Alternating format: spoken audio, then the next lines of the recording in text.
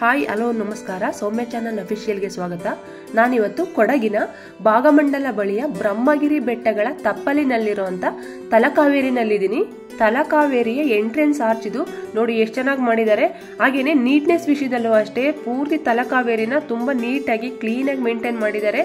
ಹಾಗೇನೆ ಈ entrance arch ಎದುರುಗಡೆನೆ parking ವ್ಯವಸ್ಥೆ ಕೂಡ ಇದೆ. ಎಲ್ಲಾ ರೀತಿಯ ಗಾಡಿಗಳನ್ನು ಇಲ್ಲಿ ಪಾರ್ಕಿಂಗ್ ಮಾಡಬಹುದು. ತಲಕಾವೇರಿ ಅಂದ್ರೆ ನಿಮ್ಗೆಲ್ಲರಿಗೂ ಸಾಮಾನ್ಯವಾಗಿ ಗೊತ್ತೇ ಇರುತ್ತೆ. ಇದು ಕಾವೇರಿ ನದಿಯ ಉಗಮ ಸ್ಥಾನ. ಇದನ್ನ ದಕ್ಷಿಣದ ಗಂಗೆ ಅಂತ ಕೂಡ ಕರೀತಾರೆ. ಹಾಗೇನೆ ಕನ್ನಡ ನಾಡಿನ ಜೀವನದಿ ಅಂತ ಕೂಡ ಹೇಳ್ಬೋದು. ಇಲ್ಲಿಗೆ ಮಡಿಕೇರಿಯಿಂದ 46 ಕಿಲೋಮೀಟರ್ ದೂರ ಆಗುತ್ತೆ.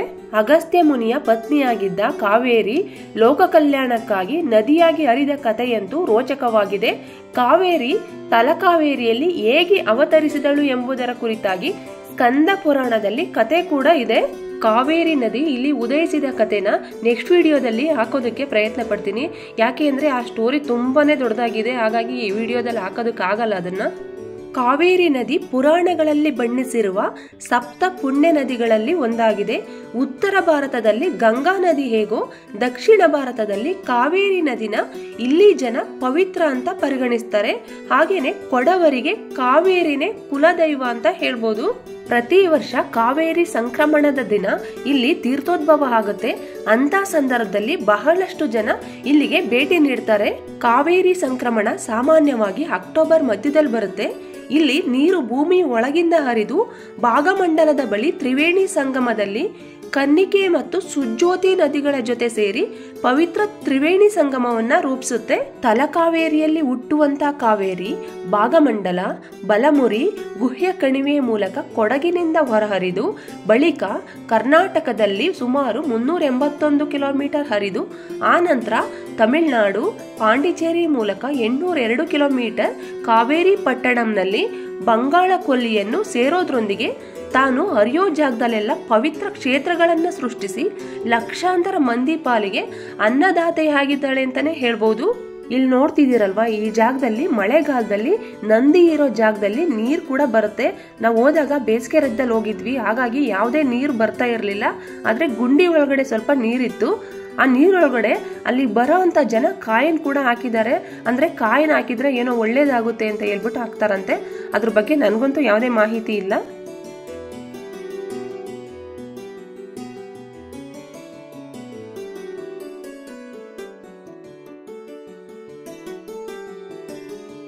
ಇಲ್ಲಿಗೆ ಬರೋಂತ ತುಂಬಾ ಜನ ಇಲ್ಲಿ ಕಾಣ್ತಿದೆಯಲ್ವಾ ನೀರು, ಇದರಲ್ಲಿ ತೀರ್ಥ ಸ್ನಾನ ಕೂಡ ಮಾಡ್ತಾರೆ.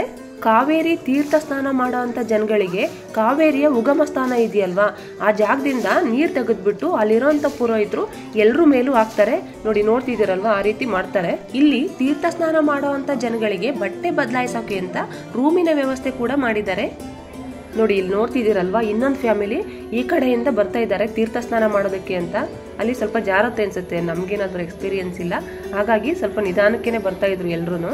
ಮತ್ತೆ ಇಲ್ಲಿಗೆ ಬರೋಂತ ಎಲ್ರು ಅಷ್ಟೇ, ನಿಮ್ಮ ಹತ್ರ ಏನಾದ್ರೂ ಬಾಟ್ಲ್ ಇದ್ರೆ ಬಾಟ್ಲನ್ನ ಮೇಲೆ ಬರುವಾಗ ಮಿಸ್ ಮಾಡದೆ ತಗೊಂಡ್ಬಿಟ್ಟು ಬನ್ನಿ. ಅಲ್ಲಿ ಕಾವೇರಿಯ ಉಗಮ ಸ್ಥಾನ ಇದೆಯಲ್ವಾ, ಅಲ್ಲಿಗೆ ನೀವು ಬಾಟ್ಲನ್ನ ತಗೊಬಂದ್ರೆ ಅಲ್ಲಿರೋ ಅಂತ ಅರ್ಚಕರು ನಿಮಗೆ ನೀರ್ನ ತುಂಬಿಸ್ಬಿಟ್ಟು ಕೊಡ್ತಾರೆ. ನಿಮ್ಗೆ ಎಷ್ಟು ಬೇಕೋ ಅಷ್ಟನ್ನ ತಗೊಂಡ್ಬಿಟ್ಟು ಹೋಗ್ಬೋದು. ಯಾವುದೇ ಚಾರ್ಜ್ ಕೂಡ ಇರಲ್ಲ. ಅಕಸ್ಮಾತ್ ಏನಾದ್ರು ನೀವು ಬಾಟ್ಲು ತಂದಿಲ್ಲ ಅಂದ್ರೆ ಕೆಳಗಡೆ ಪಾರ್ಕಿಂಗ್ ಮಾಡಿದ್ವಲ್ವಾ, ಆ ಜಾಗದಲ್ಲಿ ಅಂಗಡಿಗಳಿದೆ, ಅಲ್ಲಿ ಕ್ಯಾನ್ಗಳನ್ನ ಸೇಲ್ ಮಾಡ್ತಾರೆ. ಅದನ್ನ ತಗೊಬಂದ್ಬೇಕಾದ್ರೂ ನೀವು ತುಂಬಿಸ್ಕೊಂಡ್ಬಿಟ್ಟು ಹೋಗ್ಬೋದು. ಕಾವೇರಿಯ ಉಗಮ ಸ್ಥಾನ ಇದೆಯಲ್ವಾ, ಅಲ್ಲಿಗೆ ಹೋಗ್ತಿದೀವಿ. ಅಲ್ಲಿ ಏನಪ್ಪಾ ಅಂದ್ರೆ ನಿಮಗೆ ಯಾವುದೇ ರೀತಿಯ ವಿಡಿಯೋ ಮಾಡೋದಕ್ ಬಿಡಲ್ಲ. ಇಲ್ಲಿ ಹೊರಗಡೆ ಅಷ್ಟೇ ನೀವು ವಿಡಿಯೋ ಮಾಡ್ಕೋಬಹುದು. ನೀವು ಅಲ್ಲಿ ಏನಾದ್ರು ಒಳಗಡೆ ಎಂಟ್ರಿ ಕೊಡ್ತಿದ್ದೀರಾ ಅಂದ್ರೆ ಅಲ್ಲಿ ಆಫ್ ಮಾಡೋದಕ್ಕೆ ಹೇಳ್ತಾರೆ, ಯಾವುದೇ ಶೂಟಿಂಗ್ ಮಾಡೋದಕ್ ಬಿಡಲ್ಲ. ಇಲ್ಲಿ ದರ್ಶನಕ್ಕೆ ತುಂಬಾನೇ ಜನ ಬರ್ತಾರೆ ಅಂತಾನೆ ಹೇಳ್ಬೋದು. ನಾವು ಬೆಳಿಗ್ಗೆ ಬೇಗ ಹೋಗಿದ್ವಿ, ಹಾಗಾಗಿ ತುಂಬಾ ಜನ ಇರ್ಲಿಲ್ಲ.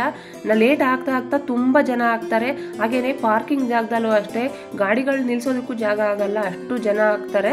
ಇಲ್ಲಿಗೆ ಕೇರಳ, ಪಾಂಡಿಚೇರಿ, ತಮಿಳುನಾಡು ಎಲ್ಲ ಕಡೆಯಿಂದನೂ ತುಂಬಾನೇ ಜನ ಬರ್ತಾರೆ ಅಂತಾನೆ ಹೇಳ್ಬೋದು. ಕಾವೇರಿಯ ಉಗಮ ಸ್ಥಾನ ಇದೆಯಲ್ಲ, ಅದನ್ನ ಬ್ರಹ್ಮಕುಂಡಿಕೆ ಅಂತ ಕರೀತಾರೆ. ಬ್ರಹ್ಮಕುಂಡಿಕೆ 2 ಅಡಿ ಉದ್ದ 2 ಅಡಿ ಅಗಲ ಇದೆ ಅಂತ ಹೇಳ್ತಾರೆ. ಕಾವೇರಿ ಸಂಕ್ರಮಣದ ದಿನ ಇಲ್ಲಿ ತೀರ್ಥೋದ್ಭವ ಆಗುತ್ತೆ. ಕಾವೇರಿ ಸಂಕ್ರಮಣ ತುಲಾ ಮಾಸದ ಮೊದಲ ದಿನ ಅಂದ್ರೆ ಅಕ್ಟೋಬರ್ ಮಧ್ಯಭಾಗದಲ್ಲಿ ಬರುತ್ತೆ. ಈ ದಿನ ಕಾವೇರಿ ಮಾತೆ ತೀರ್ಥ ರೂಪದಲ್ಲಿ ಕಾಣಿಸ್ಕೊಳ್ತಾಳೆ. ಕಾವೇರಿ ಸಂಕ್ರಮಣದ ದಿನ ತಲಕಾವೇರಿನಲ್ಲಿ ದೊಡ್ಡ ಜಾತ್ರೆ ಕೂಡ ನಡೆಯುತ್ತೆ. ಇಲ್ಲಿ 1 ತಿಂಗಳು ಜಾತ್ರೆ ನಡೆಯುತ್ತೆ ಅಂತ ಹೇಳ್ತಾರೆ. ನೋಡಿ ಇಲ್ಲಿ ಕಾಣ್ತಿದ್ಯಲ್ವಾ, ಇದೇನೆ ಕಾವೇರಿಯ ಉಗಮಸ್ಥಾನ. ಉಗಮಸ್ಥಾನದ ಪಕ್ಕದಲ್ಲೇ ಕಾವೇರಮ್ಮನ ಗುಡಿ ಕೂಡ ಇದೆ, ಒಂದು ಚಿಕ್ಕದಾಗಿದೆ. ನೀವು ಅಲ್ಲಿ ಹೋದಾಗ ಗಮನಿಸಬಹುದು. ಆಗ್ಲೇ ಹೇಳಿದಾಗೆ ಒಳಗಡೆ ಹೋಗ್ಬಿಟ್ಟು ವಿಡಿಯೋ ಮಾಡೋದಕ್ಕೆ ಬಿಟ್ಟಿಲ್ಲ. ಕಾವೇರಿಯ ಉಗಮಸ್ಥಾನ ಮತ್ತೆ ಕಾವೇರಮ್ಮನ ದೇವಸ್ಥಾನ ನೋಡಿದ ನಂತರ ಪಕ್ಕದಲ್ಲೇ ಇನ್ನೆರಡು ದೇವಸ್ಥಾನಗಳಿದೆ, ಅಲ್ಲಿಗೆ ಹೋಗ್ತಿದೀವಿ. ಇಲ್ಲಿ ಗಣೇಶ ಮತ್ತೆ ಅಗಸ್ತ್ಯೇಶ್ವರ ದೇವಸ್ಥಾನಗಳಿವೆ. ಇದೇ ನೋಡಿ ಗಣೇಶನ ದೇವಸ್ಥಾನ.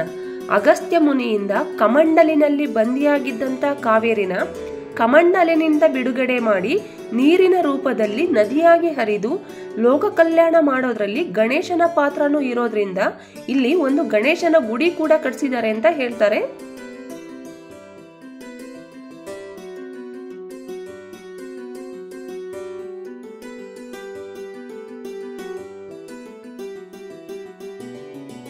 ಇಲ್ಲಿ ಮುಂದೆ ಕಾಣ್ತಿದೆಯಲ್ವಾ, ಅದೇನೆ ಅಗಸ್ತ್ಯೇಶ್ವರ ದೇವಸ್ಥಾನ.